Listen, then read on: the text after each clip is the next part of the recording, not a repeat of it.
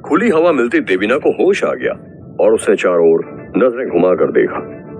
चारों ओर का खौफनाक नजारा देखते ही देवीना के चेहरे पर डर दिखने लगा। उसे कहीं भी कोई पुलिस या कोई फौज या कोई बॉडीगार्ड नहीं दिख रहे थे जो उसे बचाने आए हुए थे। तभी देवीना ने एक नजर ऊपर उठाकर देखा और बोली, ये वही है ना, ये पुष्कर ही है ना। इस वक्त पुष्कर टूटे हुए टावर के सबसे ऊंचे पॉइंट पर खड़ा था और उसके बाल हवा में उड़ रहे थे, जिसकी वजह से वो एक सुपर हीरो की तरह लग रहा था। देवीना ने नोटिस किया कि पुष्कर कुछ कुछ पहले की तरह ही लग रहा था, लेकिन फिर भी बहुत अलग दिख रहा था। खासकर उसकी आंखें इतनी दूर से भी देवीना को साफ साफ दिख रहा था कि पुष्कर की आंखें बहुत ही चमकदार और हेरोइक थी। देवीना ने कमजोर सी आवाज में दर्द से कराहते हुए कहा, पुष्कर, क्या ये तुम ही हो? क्या तुम मुझे बचाने आए हो? तुम आखिरकार आ ही गए। भले ही देवीना बहुत लंबे समय पहले किडनैप नहीं की गई थी, लेकिन नीरू ने 2 दिन के अंदर ही उसे इतना ज्यादा टॉर्चर किया था कि दर्द के मारे उसकी कई सारी हड्डियां भी चरमरा चुकी थी और साथ ही साथ वो बहुत ज्यादा मेंटली टॉर्चर्ड भी हो चुकी थी। पिछले 2 दिनों में वो इतना रोई थी जितना वह पूरी जिंदगी में कभी नहीं रोई थी और हर पल वह यही उम्मीद लगाए बैठी थी कि कोई ना कोई उसे बचाने जरूर आएगा। वह अपने मरे हुए दादाजी से भी प्रार्थना करती थी कि शायद कहीं उन्हीं की आत्मा उसे बचाने के लिए आ जाए। देवीना ने चिल्लाते हुए कहा, पुष्कर, मैं जानती थी कि तुम जरूर मुझे बचाने आओगे। अब जो तुम मुझे बचाने आ गए हो तो मैं भले यहाँ से जिंदा वापस ना जाऊं, तब भी मुझे कोई रिग्रेट नहीं होगा। ये सब कहते हुए उसका शरीर कांप रहा था और देवीना इस पूरे नजारे को अपनी जिंदगी में कभी नहीं भूल सकती थी। तभी अचानक ही नीरू ने अपने खंजर से देवीना की गर्दन पर एक छोटा सा घाव किया, जिसकी वजह से देवीना की गर्दन से खून बहने लगा और नीरू तुरंत चिल्लाते हुए बोली, ज्यादा शोर मत मचा चुड़ैल, बस तू थोड़ी देर और ही मेरे काम की है। You bitch, I'll kill you। Pushkar, चुपचाप बिना किसी चालबाजी के यहाँ आ जाओ, नहीं तो मैं इसे मार डालूंगी। पुष्कर ने नीरू को इग्नोर कर दिया और घाटी से दूर की तरफ देखने लगा।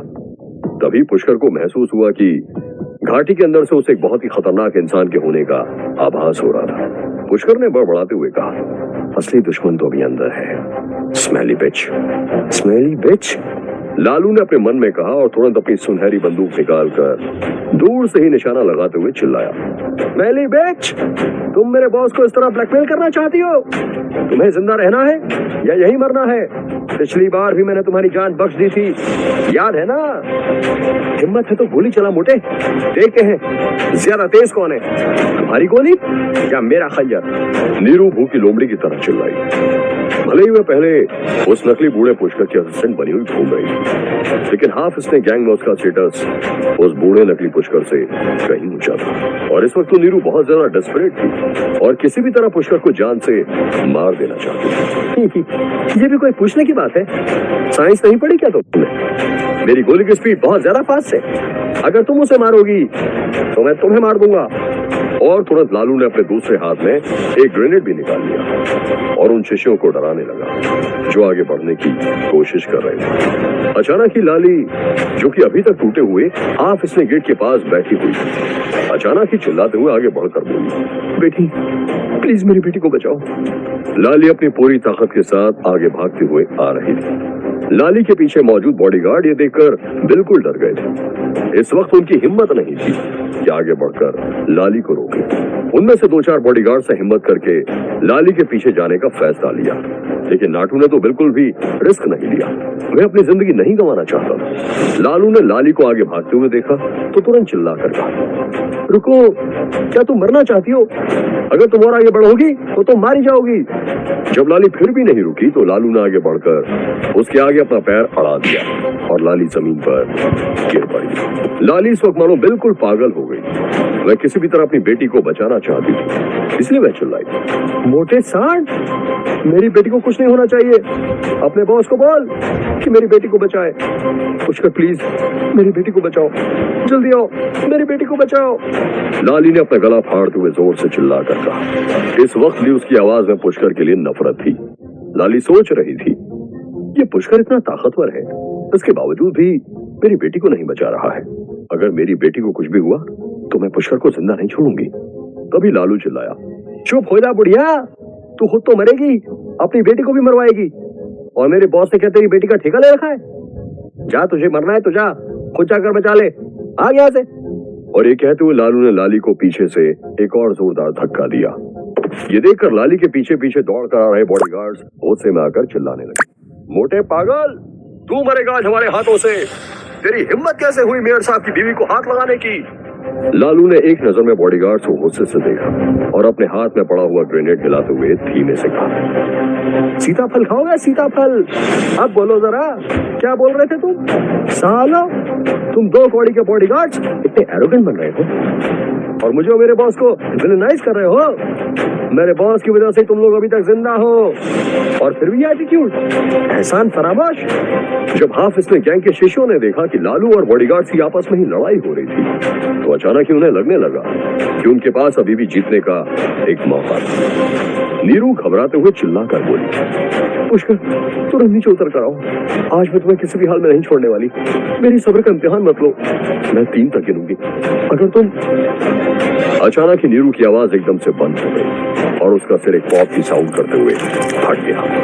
अचानक देवीना के चेहरे और कनों पर खून और मांस के लोथड़े गिर गए। ये देखकर सभी हाफिज ने गैंग के शिष्य सदमे में आ गए। इस तरह अचानक नीरू को कोलैप्स कर जमीन पर गिरते हुए देखने के बाद उनकी आंखें फटी की फटी रह गई और वे लोग लगातार एक टक पुष्कर को देखने लगे। पुष्कर अभी भी उस टूटे हुए बड़े टावर के सबसे ऊंचे पॉइंट पर खड़े होकर चुटकी बजाने का जेस्चर किए हुए खड़ा था और दूर घाटी के अंदर देख रहा था, जैसे कि अभी अभी जो उसने किया था उसके लिए कोई कीड़े मकोड़े को मारने के बराबर का काम था। ये नजारा देखकर सभी शिष्यों के तोते उड़ गए। उन सभी के शरीर मानो अंदर से जम चुके थे। पहले उन्हें लगता था कि पुष्कर एक बहुत ही ताकतवर आदमी है, लेकिन अब उन्हें लग रहा था कि पुष्कर कोई महादैत्य था और वह मामूली से कीड़े मकोड़े। पुष्कर जब भी चाहता बस एक चुटकी से ही उनमें से किसी को भी मार सकता था। अचानक उनकी कमर पर ठंडा पसीना देवीना अचानक ही जोर से चिल्लाई, क्योंकि पिछले कुछ पलों से वह भी शौक की वजह से रिएक्ट भी नहीं कर पाई और अचानक ही नीरू की लाश देखकर वह अंदर से हिल चुकी थी। पुष्कर कूदकर देवीना के बगल में पहुंच गया। उसने एक हाथ से देवीना को धक्का देकर लालू के पास भेज दिया और कहा, लालू, पहले इसे सेफली यहां से निकालो। जब तुम्हारी मर्जी हो तुम यहाँ आओगे और जब मर्जी हो यहाँ से चले जाओगे। ये कोई बच्चों का खेल नहीं, तुम हाफिज ने गेट के अंदर खड़े हो। अचानक ही एक बूढ़े आदमी की आवाज घाटी में चारों दिशाओं से गूंजते हुए आने लगी, लेकिन लोगों को कुछ पता नहीं चल रहा था कि असल में वह आदमी कहाँ था। और तो और जैसे ही वह आवाज आई, अचानक पूरी घाटी में लोगों को लगने लगा जैसे उन्हें चक्कर आने लगे। वहां मौजूद लोगों को ऐसा लग रहा था जैसे कि चारों तरफ की पहाड़ियां गोल गोल घूम रही थी। ठीक इसी वक्त वहां मौजूद सभी लोगों के सिरों पर एक बहुत ही ताकतवर प्रेशर ऊपर से भी लग रहा था। हाफिज नेक अमर रहे। तीनों लोगों में हाफिज नेक से बचकर कोई भी नहीं जा सकता, चाहे देवता हो, दानव हो, इंसान हो या राक्षस या हो खुद भगवान भी। स्वर्ग से लेकर पाताल लोक तक इससे कोई भी नहीं बच सकता। एक पतले से बूढ़े आदमी ने बहुत धीमे से ये बात कही और वह धीरे धीरे चलता हुआ उस घाटी के अंदर से बढ़ता हुआ आगे आया। उस बूढ़े आदमी का पूरा शरीर बहुत ही पतला था और उसके हाथों में केवल हड्डियां और चमड़ी ही बची। वो बूढ़ा आदमी इतना कमजोर था कि उसके दोनों घुटने भी बाहर की ओर निकले हुए थे। उस बूढ़े आदमी के गले में एक लंबा सा सांप लिपटा हुआ था, लेकिन खास बात यह थी कि उस सांप के 2 मोटे मोटे हाथ भी थे। वह सांप लाल और काले रंग का था और उसका सिर ट्रायंगुलर शेप में था। वह सांप देखने में बहुत ही खौफनाक और एवल लग रहा था।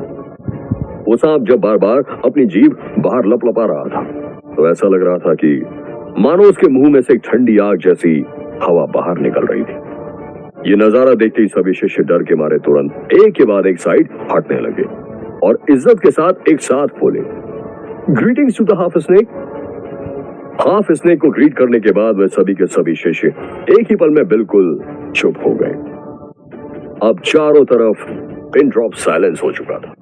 थोड़ी देर पहले जो ग्रेट अजूबा फाइटर आया था उसके मुकाबले अब उन शिष्यों की नजरों में एक अलग ही लेवल का रिस्पेक्ट दिख रहा था और साथ ही साथ एक डर भी।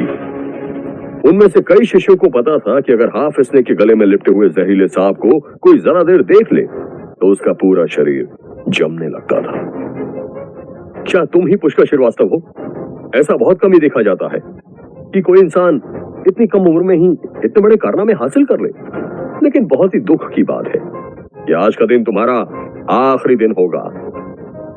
हाफिज ने गैंग का लीडर और हाफिज ने गेट का जिम्मेवार इस वक्त पुष्कर से करीब 100 मीटर दूर खड़ा था और वह पुष्कर के पास बिल्कुल भी नहीं आ रहा था। पुष्कर ने भी उस बूढ़े को दूर से देखा और उन दोनों की नजरें आपस में टकरा गई। क्या तुम नाग हो? पुष्कर ने तुरंत पूछा। पुष्कर को उस बूढ़े आदमी के अंदर कुछ अजीब सी बात महसूस हो रही थी। पुष्कर पहले भी कई सारे लोगों से मिला था जो तंत्र मंत्र विद्या जानते थे, लेकिन वह पहली बार किसी ऐसे इंसान से मिल रहा था जो उस तंत्र मंत्र से भी ऊपर के लेवल पर था। पुष्कर ने दिल्ली में सुना था कि हाफिज ने लीडर बहुत ताकतवर है, लेकिन अब उसे समझ आ गया कि नाग देवता उसे यहाँ क्यों लेकर आए हैं। दरअसल नाग देवता को इस हाफिज ने गैंग, जो कि महादेव के नाम पर काला जादू और तंत्र मंत्र की प्रैक्टिस करता था और देश के अलग अलग राज्यों से बच्चों को पकड़कर उन्हें इसकी तालीम भी देता था, उसे खत्म करना था।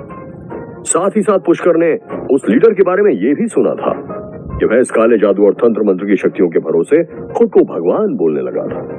ओह, अब मुझे समझ में आया कि नाग देवता किन दुष्ट आत्माओं की बात कर रहे थे।